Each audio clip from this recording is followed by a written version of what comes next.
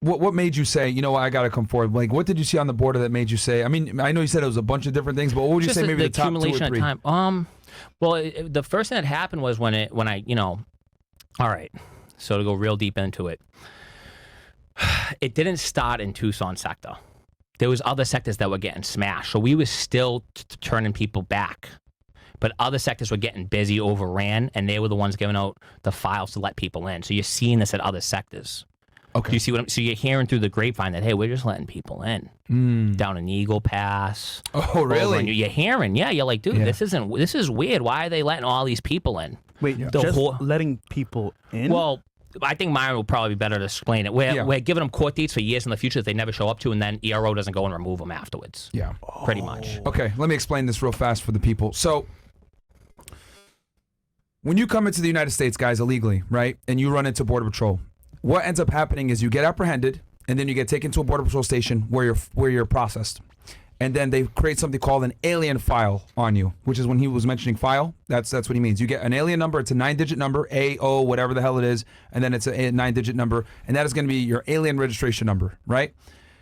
And it used to be, right, this is where my mind got blown actually speaking to him, most of the time there was a policy, and this was under Trump, alien comes in, you're getting something called an expedited removal, an ER, okay? That means you are getting sent back within 2 weeks to Mexico, wherever the fuck you came from, right? Now, they're doing something called, which is fucking crazy to me that they're doing this now, something called a Notice to Appear Release on Recognizance, NTAOR, right?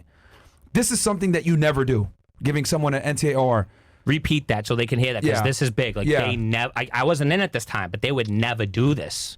So, one more time. So, when illegal aliens come in, they get apprehended.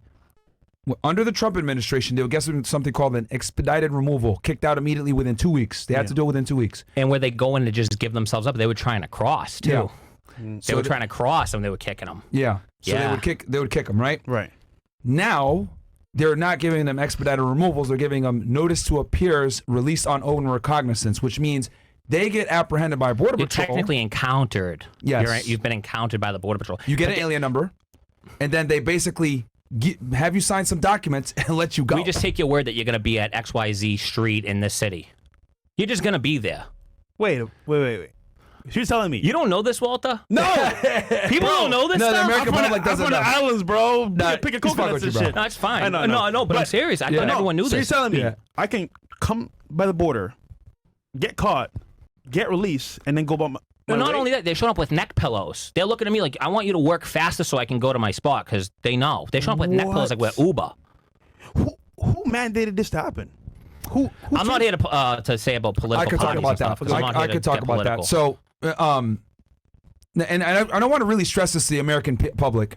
An NTAOR, guys, Notice to Appear, Release on Own Recognizance. When I was an agent, I vividly remember going to Border Patrol stations.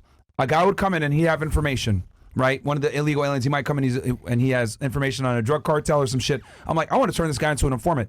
I would ask the Border Patrol, can you give him an NTAOR because this guy's good to go? I verified his family. I know where he's gonna be, etc. Can you guys NTAOR him for me? He's gonna work for me. They will literally look me in the eye and say, no, we don't do NTAORs. And I was like, okay. So I would have to take the guy. I give him an NTAOR on my own because as HSI we have immigration authority. So I'd have to do it myself. It's a pain in the ass. It's a lot of paperwork, but I'll do it myself. But now, which is crazy to me that he's telling me this, they're giving everyone NTAORs. You don't give NTAORs to aliens because they give you a bullshit address. They might not be there. Yeah. And they're not going to show up with the judge. And they're with kids, and we don't. And this is another thing. They're with children. This is the trafficking piece. And I don't want to cut you off. So no, I'm done. I'm done. I just really had to drive home to them how this is not normal at all. Oh yeah, and I'm not on a talk show, so I'll probably cut you off and look stupid, whatever. Go for it. They're with kids, right? So you show up with kids. We're not taking the biographical data of the children under 14. No picture, no fingerprint, bro. No one knows that. Oh, shit. We can't find these. We don't take. Everyone else gets a mouth swab, a picture, an iris scan. We're taking severe data. Like, we're finding out. Like, we get the data on you. We're still letting you go. Children, we're not fingerprinting.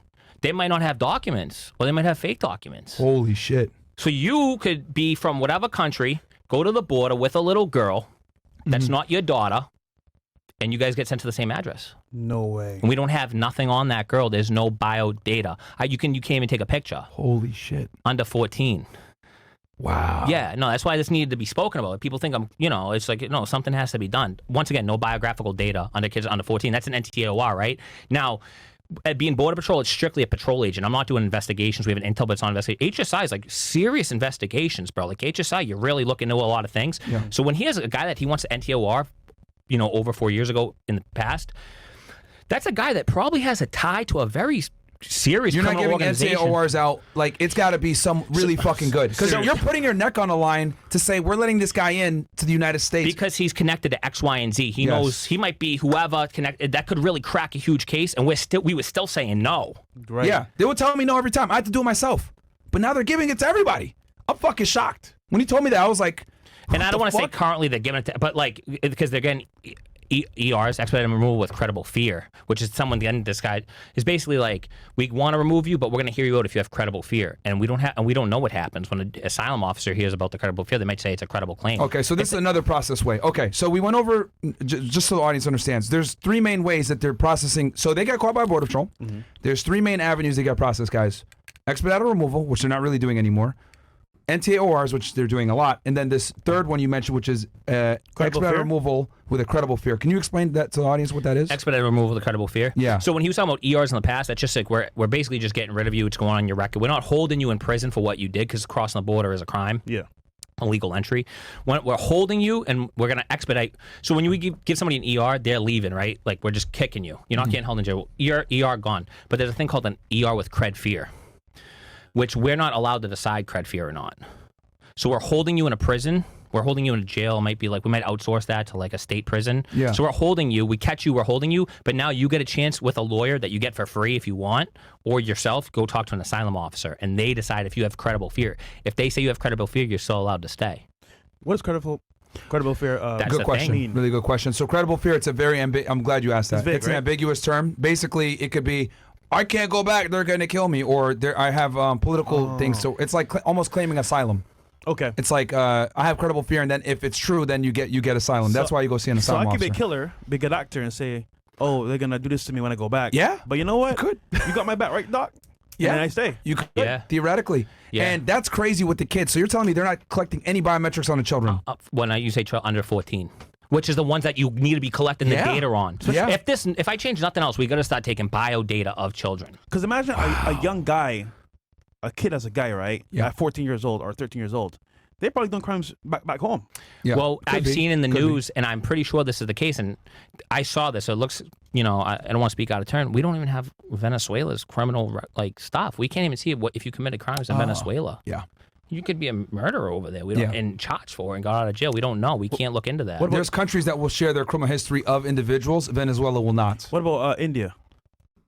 I don't know if they do or not. You have to reach out. You can reach out, but it's not. We need our streets clean.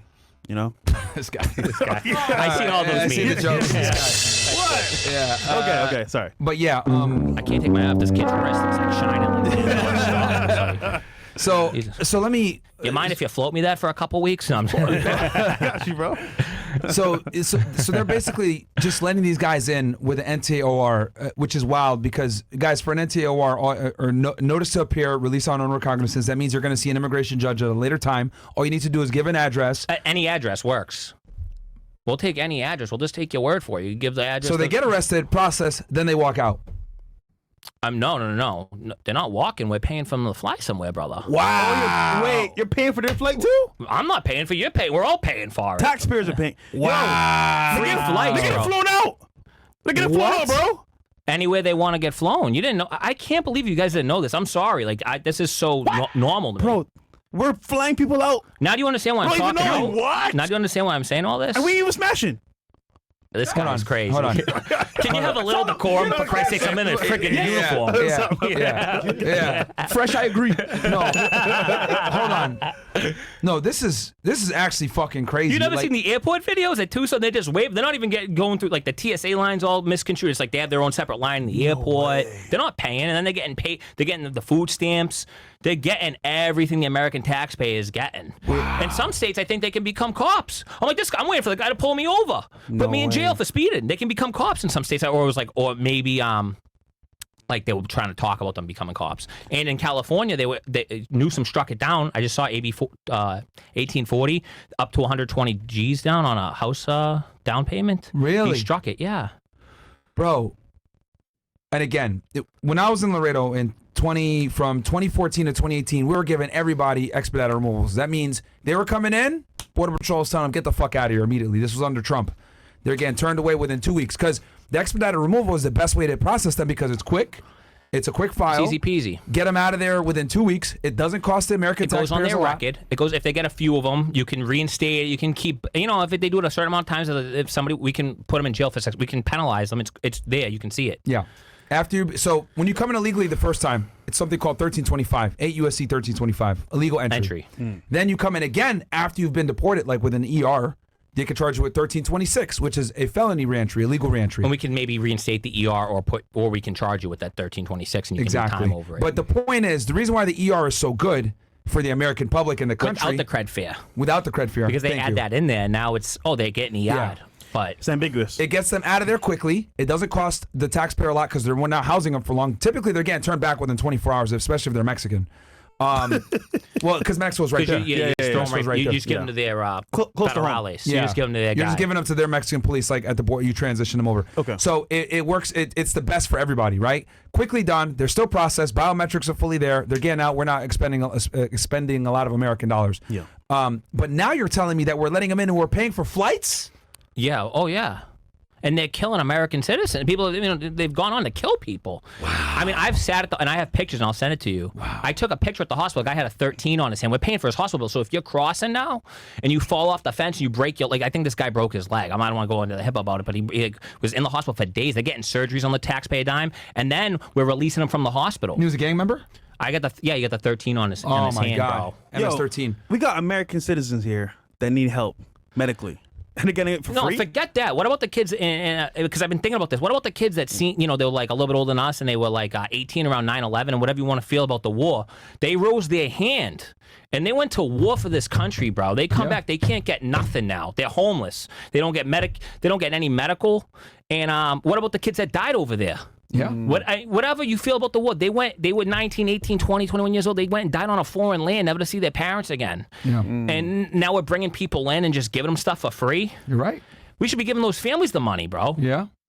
Dude, this is and then people crazy. are scared to speak out. It's like, well, if you're scared to speak out, then I understand you got a mortgage, you get a family, but it's like, at what point? This is my whole thing. What point when do you speak out? When it's too late, right? Or it's easy. And here's the thing, dude. I didn't even know this was going on. Where we're giving them flights, NTORs. That's like the most. They're getting fight to even like they would never out. They're getting flown around. They're not coming with thousands of dollars paying for their own plane ticket. Well, they okay. The government isn't giving them flights. Going through the NGOs, brother. Okay. Non-governmental organizations. It's not a border patrol flight, but essentially, we're giving those NGOs money. Those NGOs are using. So it's not border patrol giving them flights. I'm sorry. Yeah. It's the NGOs, which is they're still getting a free flight. But they're still getting free flights from these NGOs. Where do they get their money? Grants from the government. Yeah. Wow. Holy shit. Did you have something? And then there's trucking. Then there's trucking company, like bus companies. Like, dude, like this is like a whole operation. Then they're intense. Then they get them in they have like staging operations for them to stay and stuff. And then there's like cops that are getting paid on the dole to like guard the area. Then they're not reporting the crimes. In New York City, Midtown, there's 75% of all arrests were basically NTAORs, people that we encountered. Yeah. Okay. You guys' heads are buried in the sand. You guys got to start reading the papers. That's 60% crazy. of the arrests in Queens are people that we let into the country. 60% of all arrests in Queens. Damn. And that's why you guys got a younger audience. Like I like you guys. Wicked cool dudes. I want to spread this to like the youth. You know what I mean? It's great. No, because a lot of people don't know this. I mean, obviously we see what the fuck is going on in Colorado. I guarantee a bunch of those people in are probably Chicago. NTORs. Yeah, they were all let in. They're no respect, man. Wow. Bro, and then it's funny and it's a joke and you shouldn't speak out until it's your mother or your sister that was brutally murdered. Exactly. Then it's not so funny anymore.